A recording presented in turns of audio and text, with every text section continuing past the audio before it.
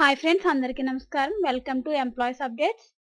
ఈ ఛానల్ ద్వారా ఉద్యోగులకు, టీచర్లకు, పెన్షనర్లకు సంబంధించిన లేటెస్ట్ అప్డేట్స్ గురించి తెలుసుకుందాం. ఈ వీడియో కనుక మీకు నచ్చినట్లయితే లైక్ చేయండి, షేర్ చేయండి.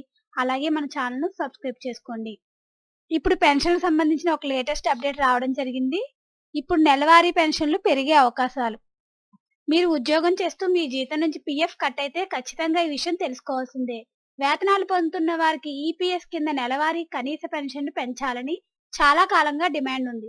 ఇప్పుడు దీనికి సంబంధించి కొత్త అప్డేట్ వచ్చింది. కనీస నెలవారీ పెన్షన్ను ₹1000 నుంచి 7,500కు పెంచాలని ఈపీఎస్ 95 రాష్ట్రీయ సంఘర్ష్ సమితి కార్మిక మంత్రిత్వ శాఖకు 15 రోజులు నోటీస్ ఇచ్చింది. డిమాండ్ నెరవేర్చుకుంటే దేశవ్యాప్త ఉద్యమం చేపడతామని నోటీసులో పేర్కొంది.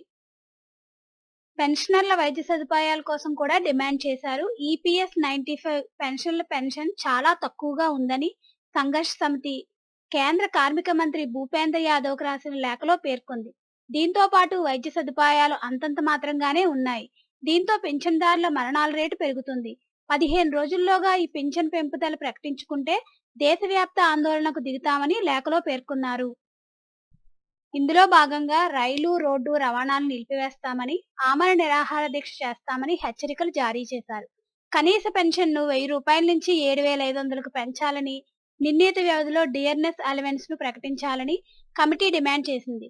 దీంతో పాటు అక్టోబర్ 4, 2016, నవంబర్ 4, 2022న సుప్రీంకోర్టు నిర్ణయాల ప్రకారం వాస్తవ జీతంపై పెన్షన్ చెల్లించాలని కమిటీ డిమాండ్ చేసింది.